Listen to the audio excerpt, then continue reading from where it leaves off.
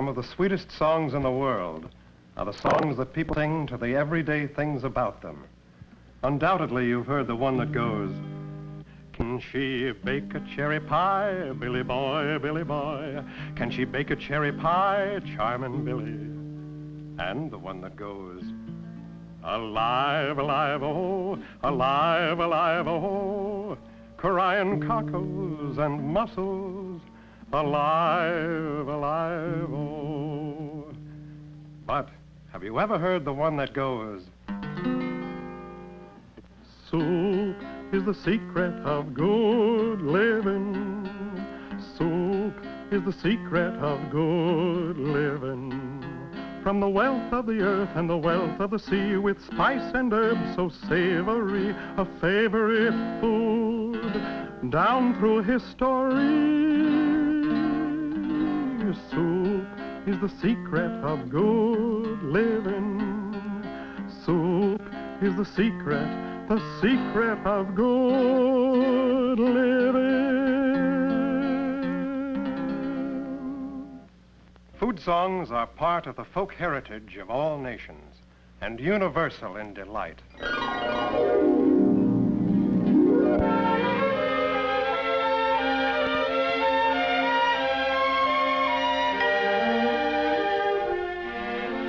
Everything goes into the kettle. Delicacies ancient and delicacies recent alike.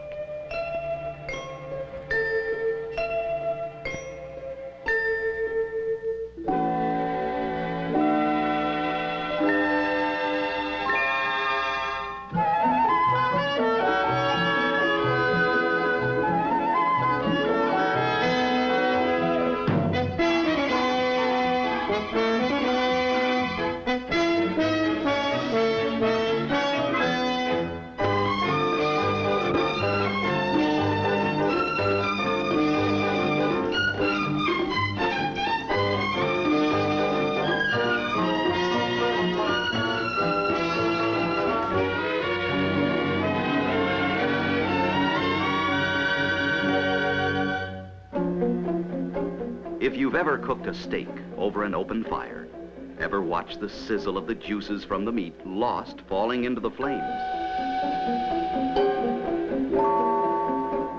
you've shared the feelings of the primitives who wanted to save those flavors. What a pity to spend all those drippings on the brightness of blazings and cracklings of the fire.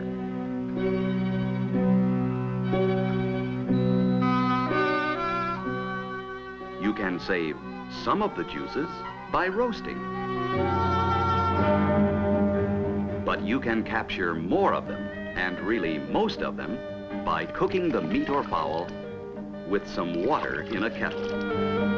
And that's how soup began.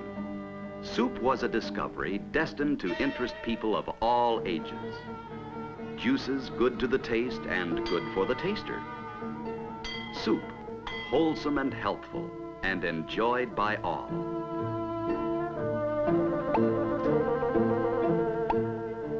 Old songs, old rhymes tell the theme of joyful soup. Sipping soup gave a wholesome feeling. Old Hippocrates, the father of medicine, recommended it to patients old and young. Chefs, old and modern, have taken soup far beyond those early days. The key to the kettle is flavor. Flavor to loosen the appetite, to quicken the enjoyment of all food. So seasonings were added, herbs and spices and cereals, then vegetables. Some recipes were secret. Let the kettle smile, says an old recipe of the Greeks, meaning mere soup and pea soup. Two of our favorites today were also favorites of the Romans. Sometimes served thick enough to cut. One who can't make soup should not be allowed to marry. Throughout history, that thought has persisted. In the Middle Ages, the bride prepared a kettle of soup for the wedding feast, But the groom wasn't allowed to taste it until after the vows were spoken. And then it was too late to do anything about it.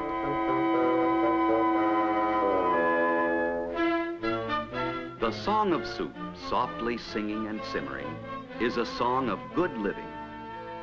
When was it served first as a separate course? There's no telling. In all its Elizabethan elegance, England was limited to a spoon and a knife, and usually sat down to a one-piece dinner, cooked in one kettle, served on one plate, to be eaten at one time. The broth was sopped up separately with slices of bread. The bread so used was called sops. Some men of history tell us that is where the word soup came from. A second course of slices of meat, or the joints themselves, was served in a bowl they called a trencher. Manners were different then.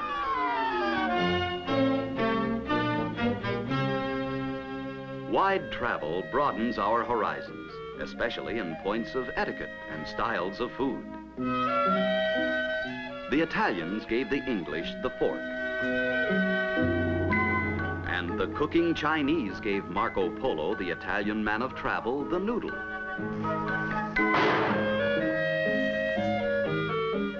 Back in Italy, it became spaghetti, macaroni, and other pasta. In Peru, the Spanish conquistadors discovered the tomato, without which there would be no self-respecting minestrone and no universally loved tomato soup. The potato also came from Peru. Corn from Mexico. Some say Indian squaws first concocted the seafood chowders, famous in New England, and gave the chowder recipes to our pilgrim mothers. Others say chowder comes from chow, the Chinese word for food, which crept into our language when Chinese seamen came aboard our Yankee merchant ships to cook. Still others point to the French word chaudière, meaning cauldron or kettle. In many fishing villages, the women folk prepared a community kettle to celebrate the... Most agree that the most flavorful, nourishing part of any fish is its broth. The traditional seasonings, of course, and the common onion in the kettle work beautiful miracles. Pepper pot soup came from Philadelphia. There is no doubt among food historians about that. Way down yonder in New Orleans, the blues came to birth, and also the wonderful variety of gumbos.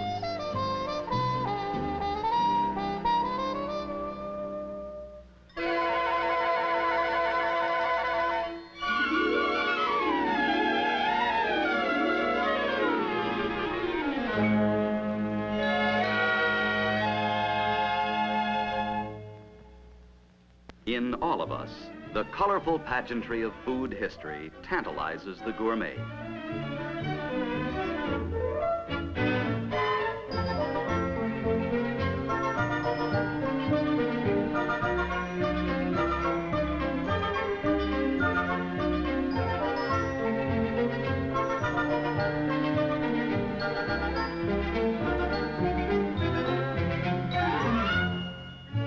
The quickening tempo of living today permits all of us to indulge our creative fancies in the arts of cookery.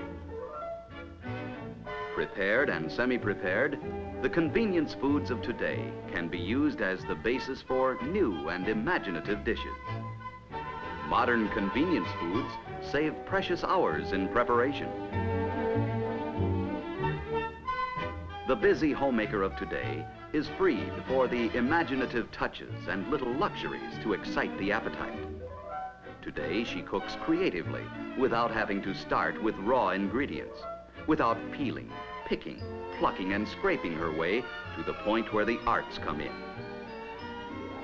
She skips by the boredom and gets to the part of cooking that is fun, to the part where she can create, by using her individuality and her imagination. Today, every meal can be something festive, with modern convenience foods providing the base ingredients for dishes truly elegant. Even the snack can have culinary impact and glamour too.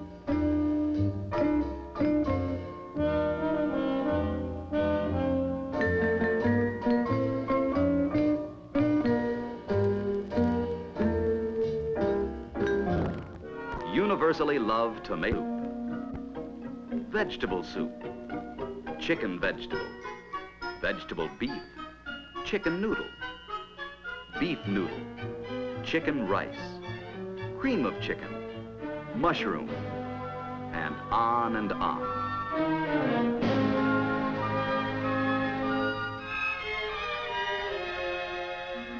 One of the greatest and most recent discoveries in the history of soup is, of course, condensed soup. The makings of a meal are preserved in a small, bright container, ready for the kettle with only water or milk to be added. Our modern shelves of plenty place a world of unusual blendings of flavors at our fingertips. No people in history ever fared as well as we do. No people on God's green earth ever enjoyed so much of the good things of life, and in such enjoyable and nutritious variety. Our modern shopping baskets, swelling with abundance, topple the tall tales and all the romance of food lore from centuries past. Soup sets the appetite singing, for indeed, the wealth of the earth and the wealth of the sea make it the perfect companion for hungry humanity. Soup is the secret of good living. Soup is the secret of good living. From the wealth of the earth and the wealth of the sea, with spice and herbs so savory, a favorite food down through history. Soup is the secret of good living. The secret of good living.